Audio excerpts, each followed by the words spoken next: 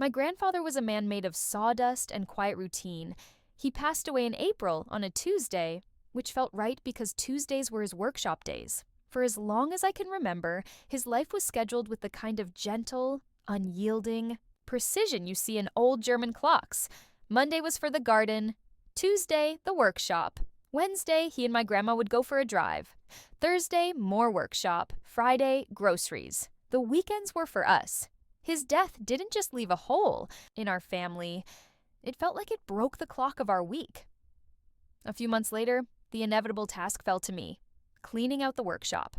My mom couldn't bring herself to do it, and my grandma, well, she hadn't stepped foot in there in over a decade.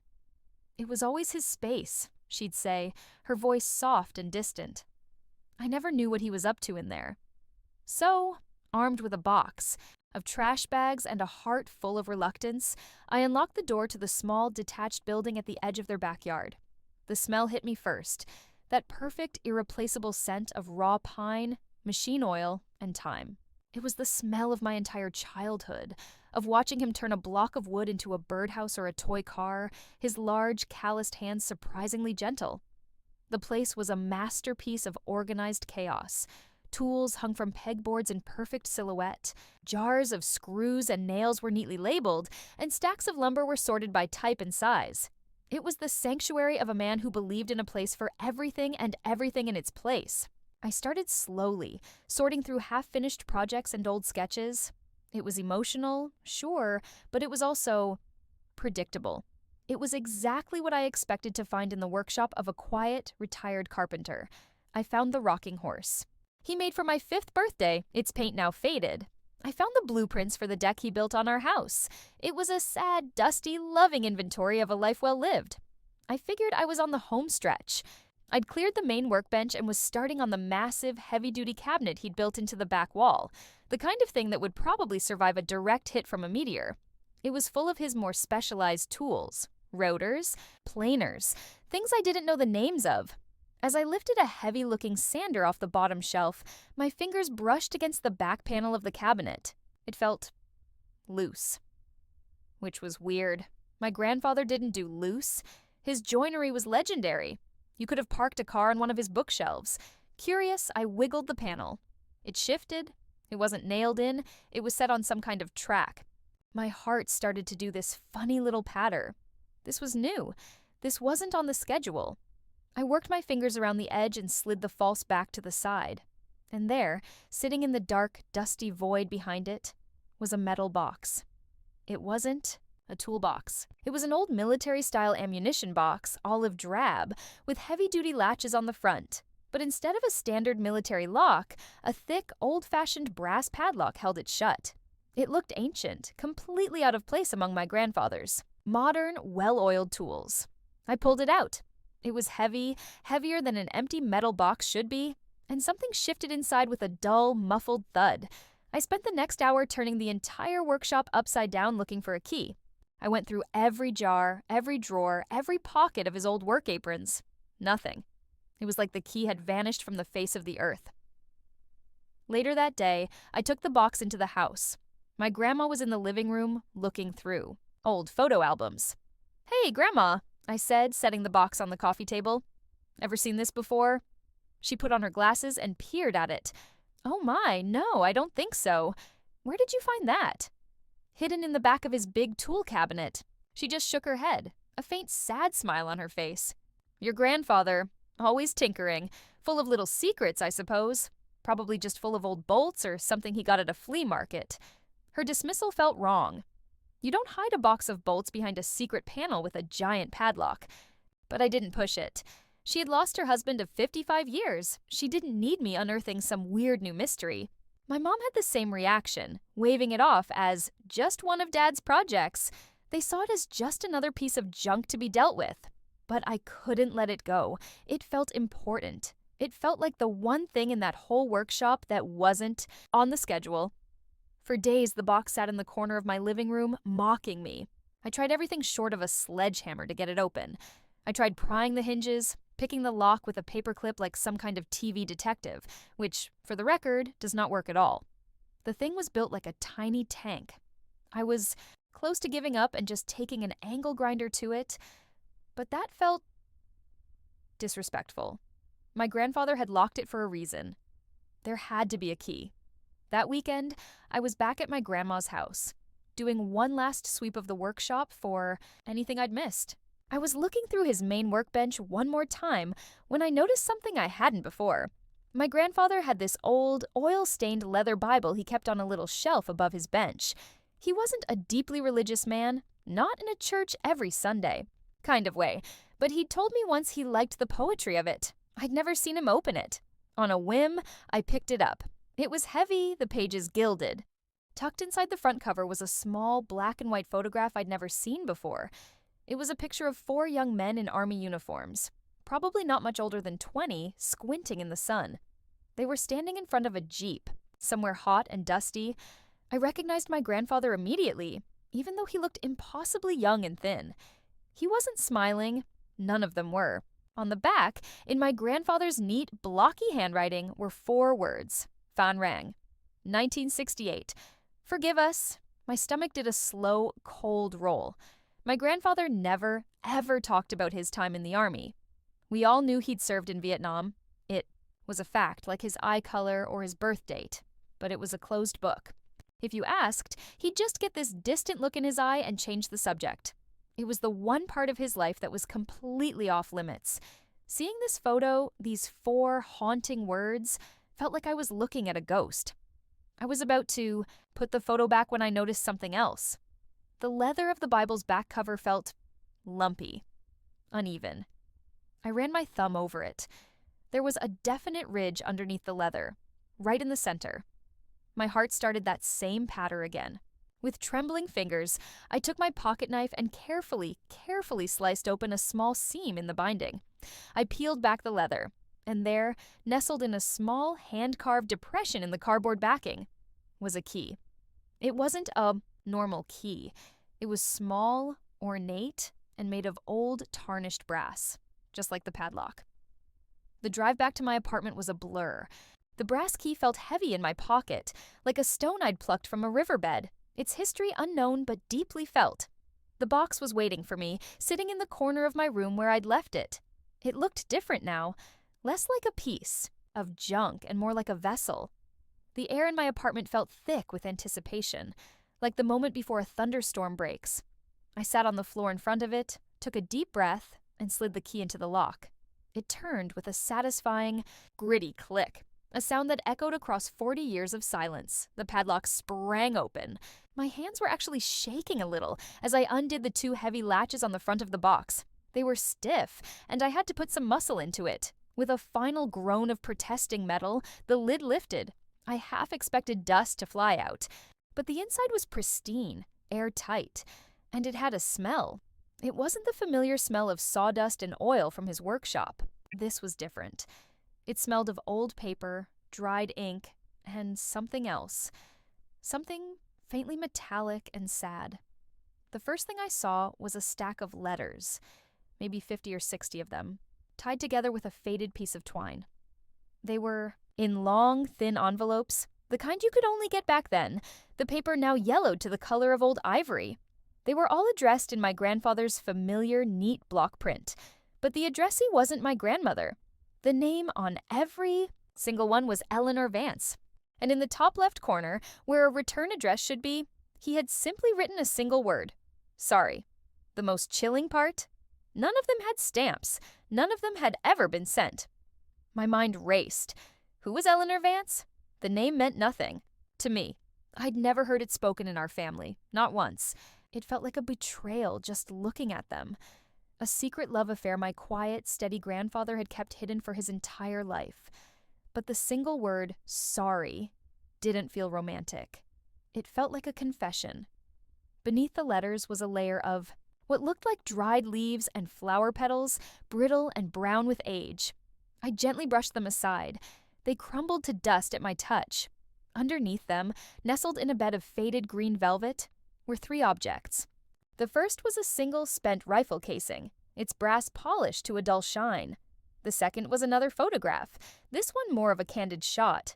It was the same 4 men from the first picture, but this time they were sitting on a log, smoking. Cigarettes. My grandfather had his arm around one of the other men, a lanky kid with a shock of blonde hair and a wide, goofy grin.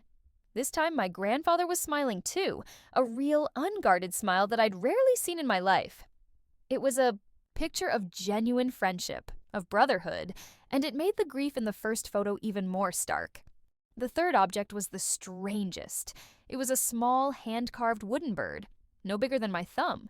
It was intricately detailed, with delicate feathers and tiny black ink eyes. The craftsmanship was unmistakable. It was my grandfather's work, but the wood, it wasn't pine or oak or any of the familiar woods from his workshop. It was a dark, reddish wood I'd never seen before. It felt heavy, dense in my palm. I spent the rest of the night with the box's contents spread across my living room floor, feeling like an archaeologist who had just unearthed a tomb he had no right to be in. I resisted the urge to open the letters. That felt like the final line to cross, and I wasn't ready. Not yet. I needed more context. The box wasn't a treasure chest. It was a memorial. But to what? And for whom? The smiling boy with the blonde hair? Eleanor Vance? The next time I saw my grandma, I brought the second photograph with me, the one of the 4 smiling soldiers. I found her on the back porch, watering her petunias. I decided to take a casual approach, no mention of the box or the secret panel. "Hey, Grandma," I started. "I found this tucked away in one of Grandpa's old books. Do you know who any of these other guys are?" She took the photo from me, her hand trembling just a little as she held it. She stared at it for a long, long time, her face unreadable. I watched as her gaze settled on the boy with the blonde hair, the one my grandfather had his arm around. Her breath hitched just for a second, but it was enough for me to notice. "That was a lifetime ago," she said, her voice barely a whisper. She handed the photo back to me, refusing to meet my eyes. "Just some boys he served with. He never liked to talk about them." "What was his name?" I pressed gently, pointing to the blonde kid. "The one he's got his arm around?" "I don't remember," she said, turning back to her flowers with a finality that slammed a door in my face. It was a long time ago. So much is forgotten. But she was lying. I knew it. You don't forget the name of the boy in a picture you stare at like you're seeing. A ghost. She knew who he was, and the memory was so painful she had buried it alive. Her refusal to talk, her sudden coldness, was more telling than any answer she could have given me. She was protecting something. Or maybe she was protecting herself. Defeated, I went home. The mystery was no longer just about my grandfather. It was about my grandmother, too. It was a shared secret, a shared silence. That night, I knew I couldn't wait any longer. I had to know what was in the letters. My sense of propriety, of respecting his privacy, was completely overshadowed by the need to understand this profound, hidden grief that had been sitting at the heart of my family for my entire life. I untied the twine.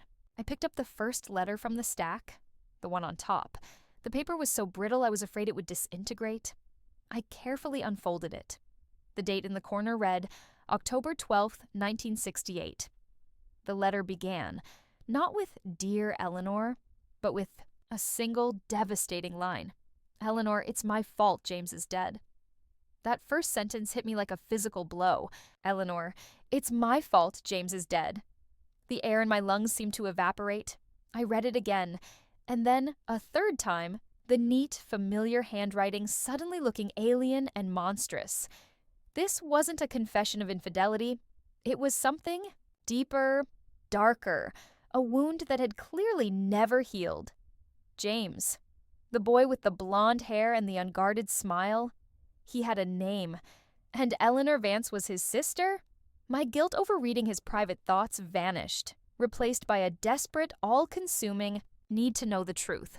My grandfather, the man who taught me how to sand wood with the grain, how to be patient, how to build things that last, how could he be responsible for another man's death?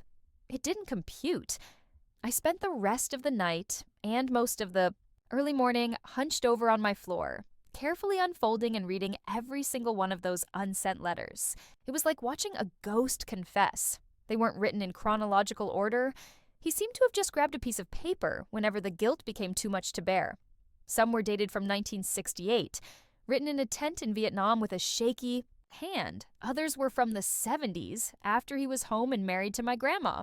There were letters from the 80s, when my mom was a teenager, and even one from as recent as 2005. For nearly 40 years, he had been writing to the sister of his dead friend, pouring out his heart, and then hiding the evidence in a locked box, behind a secret panel. A story began to emerge from the scattered pages, a mosaic of friendship and tragedy. James Vance had been my grandfather's best friend in his platoon. He was the joker, the optimist, the one who talked endlessly about his little sister, Eleanor, back home in Ohio. He'd shown my grandfather her picture, made him promise to look her up if anything ever happened to him. My grandfather wrote about how James's letters from Eleanor were the only thing that kept their small group sane. She would send jokes, stories about her small town, even pressed flowers from their mother's garden. She was their link to a world that wasn't trying to kill them. The little wooden bird, my grandfather explained in a letter from 1972, was something he had carved for her during a long, quiet week. It was made from a piece of wood from a tree that had been destroyed by mortar fire. He described it as trying to make something beautiful out of something ugly. He'd given it to James to send home to her with his next letter. It was meant to be a simple gift, a token of friendship from the quiet guy her brother was always writing about. Then came the letter I was dreading. It was dated November 1968, and the ink was smudged in places, as if from rain or tears. He wrote about a routine patrol that had gone horribly wrong. An ambush.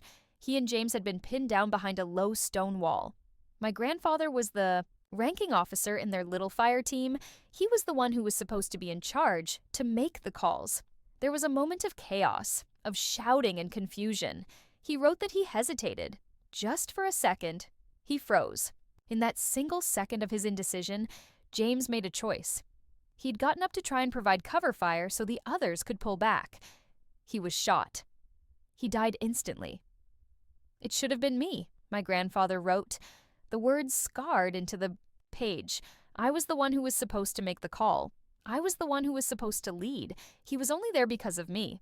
He was looking at me, waiting for an order, and I had nothing to give him. I had the bird in my pocket, the one I made for you. It feels like it's made of lead now. How can I send you the last thing he ever held?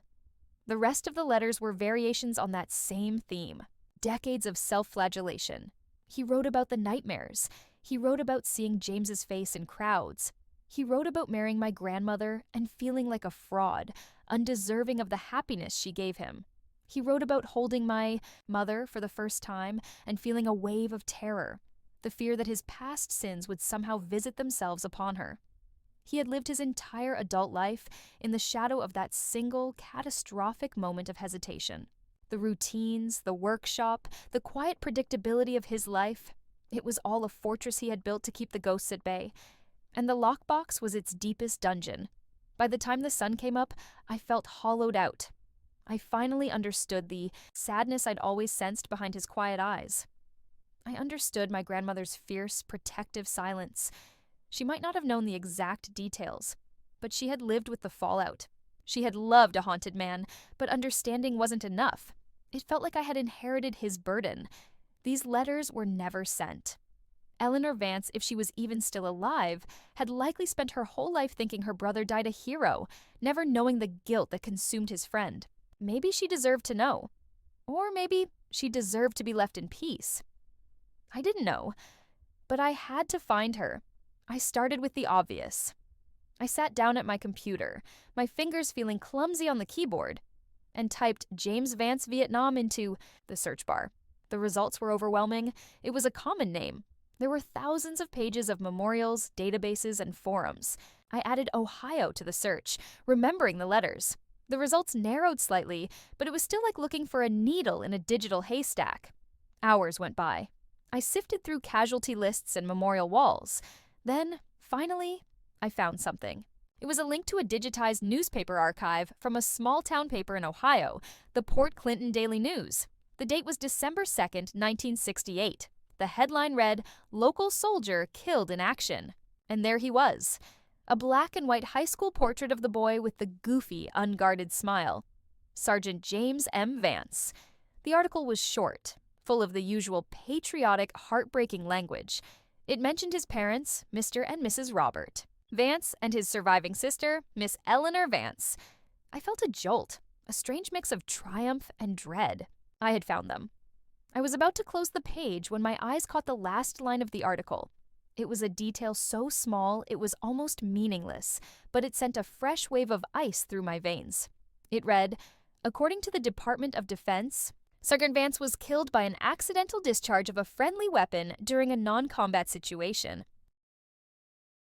The words on the screen seemed to buzz. Accidental discharge of a friendly weapon. It was the clinical, sterile language of bureaucracy, designed to soften a brutal truth. Friendly fire. But it was a truth that was a universe away from the story my grandfather had told in his letters. An ambush, a moment of hesitation, a heroic sacrifice. That was a tragedy. This was something else. This was a mistake. A clumsy, unforgivable, and deeply shameful mistake. My first thought was that the Army had lied. It was a common enough story, wasn't it? The military creating a more palatable narrative to spare a grieving family the ugliest details of war. It was easier to imagine your son dying at the hands of the enemy than at the hands of his own brother in arms. A hero's death was a clean wound. A pointless accident was a festering one. This version made a sad kind of sense. It preserved James's heroism and my grandfather's honor, at least on paper. But the letters, the sheer, raw agony in them. It's my fault James is dead. 40 years of relentless guilt. It felt too heavy, too profound for a simple moment of hesitation in a firefight. But if the newspaper was right, the story changed completely. The ambush might have been real, the chaos, the confusion, all of it. But what if, in that chaos, it was my grandfather's weapon that had accidentally discharged? What if his hesitation wasn't about giving an order, but about a single, horrifying, irreversible action? The polished rifle casing in the box suddenly felt 10 times heavier. Was that the casing? This new possibility was sickening. It recontextualized everything. The shame, the secrecy, the 40 years of unsent apologies to Eleanor. It wasn't just the grief of a soldier who lost his friend. It was the guilt of a man who believed he was the one who pulled the trigger. The Army's official story, if that's what it was, would have been a bizarre kind of prison. It would have forced him into a public silence, unable to confess his sin, leaving him to scream it onto paper and lock it in a box. I felt like I was drowning. The clear, tragic narrative I had pieced together was now a muddy, horrifying mess. Did he lie in his letters to Eleanor, softening his own role in the tragedy, or was the Army's report the real lie? There was only one person on Earth who might know the truth, or at least a different version of it. I had to find Eleanor Vance. The task felt impossible. I was looking for a woman who would be in her late 60s or early 70s, whose maiden name was Vance, and who used to live in Port Clinton, Ohio. She was almost certainly married with a different last name. She could be anywhere in the world. But I had a starting point. I had her parents' names, Robert and Eleanor Vance. Senior? My search turned from historical archives to the mundane, public-facing records of modern life. I fell into a rabbit hole of online genealogy sites, public records databases, and social media. I felt like a stalker, a digital grave robber. I found a record for Robert Vance passing away in 1993. Then, I found one for Eleanor Vance, Sr. in 2011. My heart pounded. I clicked on the link to her online obituary. It was hosted on the website of a funeral home in Port Clinton. The obituary was short and sweet, a loving tribute to a long life. It mentioned her beloved husband Robert, her son James, who had preceded her in death. And then, at the very end, the line I was desperately searching for. She is survived by her loving daughter, Eleanor Schmidt, Paul, of Ann Arbor, Michigan. Eleanor Schmidt. My hands flew across the keyboard. It was still a common name, but far less so than Vance. Ann Arbor, Michigan. That was specific. I searched for Eleanor Schmidt, Ann Arbor. I got a few hits. A retired teacher, a woman on the board of a local charity. Then I found what I was looking for, a White Pages listing. E. Schmidt with an address on a quiet, tree-lined street and a phone number. It felt like finding the X on a treasure map. A terrifying, heartbreaking treasure map. For a full day, I just stared at the address and phone number I had scribbled on a piece of paper. It was sitting on my desk next to the little wooden bird. What was I even planning to do? Call this number out of the blue and ambush a 70-year-old woman with a half-century-old trauma? Hello, you don't know me, but my grandfather may have accidentally killed your brother and then wrote you 50 letters about it. Would you like to chat? It was insane. It was cruel. But the alternative felt worse. To know all of this and do nothing. To leave the lockbox as a closed chapter, just as my grandfather had. It felt like a betrayal of both him and James. My grandfather's life was defined by this secret. His silence wasn't peace. It was a symptom of his pain.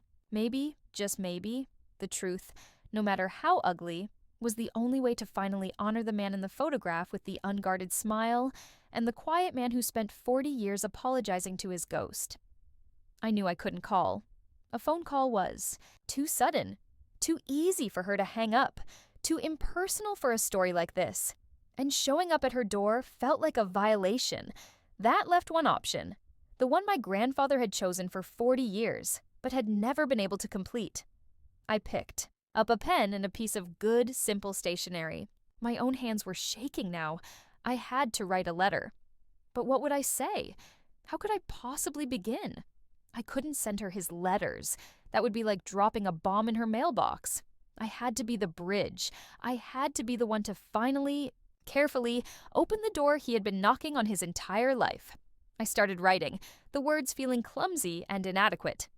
Dear Mrs. Schmidt, I began. My name is, and I am the grandson of a man named Thomas Miller. I believe he served with your brother, James Vance, in Vietnam. I recently found something of his that I believe you have a right to know about. It's a difficult story, and I want to be respectful of your privacy. I don't know what you were told about your brother's death, but I have reason to believe it may not be the entire truth. I must have rewritten that letter a dozen times. Every word felt like it was either too much or not enough. How do you summarize a lifetime of another man's guilt in a few carefully chosen paragraphs? How do you offer a truth that you know will detonate a hole in someone's memory of their beloved brother? In the end, I kept it simple, honest, and brief. I explained who I was, how I'd found the box, and that I believed my grandfather had spent his life grieving for James. I didn't mention the conflicting reports or the possibility of friendly fire. That felt too brutal for a letter. I simply said that the story was more complicated than she may have been led to believe.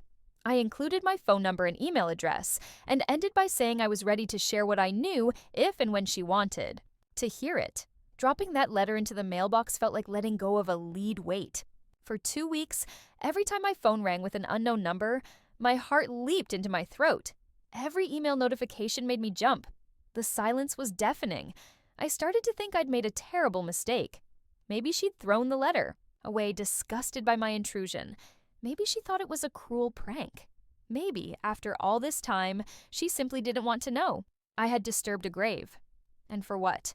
To satisfy my own need for answers? The guilt I felt was immense. Then, on a Tuesday afternoon, a workshop day, my phone rang. The caller ID said Ann Arbor, MI. I stared at it for a full 10 seconds, my mouth completely dry, before finally answering. Hello? I said, my voice barely a squeak. Hello, a woman's voice responded. It was clear and steady, but held a kind of careful, fragile quality, like old glass. Am I speaking with the grandson of Thomas Miller? Yes, I breathed.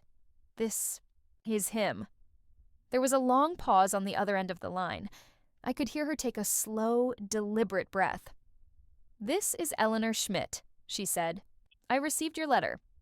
We talked for almost 2 hours. She wasn't angry. She wasn't hysterical. She was just sad. A deep, tectonic sadness that had been dormant for 50 years. She told me her side of the story. The day the 2 stoic, uniformed men came to her parents' door. The letter from the army that followed, explaining the tragic circumstances of Sergeant Vance's death during a heroic engagement with the enemy. For years, that was the story she held on to. Her brother was a hero, but she said there was always a part of it that didn't feel right. There were no letters from his friends, she explained, her voice quiet. No one from his platoon ever reached out to us after. Not one. I always found that so strange. If he died a hero, surrounded by his brothers, wouldn't one of them have written to his family to tell us what he was like? It was just a wall of silence. For 50 years, I've wondered about that silence. I took a deep breath and told her about my grandfather. I told her about the lockbox, the unsent letters, the 40 years of guilt, and then, my voice trembling, I told her about his confession, that he believed he was responsible for James's death. I told her about his story of the ambush, his moment of hesitation. Finally, I told her about the official report I'd found, the one that mentioned friendly fire. On the other end of the line, Eleanor started to cry. It wasn't a loud, sobbing cry, but a soft, heartbreaking sound of a dam that had finally, after a lifetime, been allowed to break. "So that's it," she whispered through her tears. The silence. And together, on the phone, a man in his 20s and a woman in her 70s, we pieced together the most likely, most tragic truth. The ambush was real. The chaos was real. And in that chaos, a single, horrifying mistake was made. My grandfather's. Weapon discharged. The Army, seeing a young sergeant with a spotless record consumed by a guilt that would destroy him, made a choice. They covered it up, they classified it internally as friendly fire, but gave the family the story of a hero's death. They protected my grandfather from prosecution, and they protected the Vance family from the specific horror of knowing James was killed by his best friend. But in doing so, they left my grandfather to suffer alone in a prison of silence, and they left Eleanor with a lifetime of unanswered questions. The story wasn't a lie, not entirely.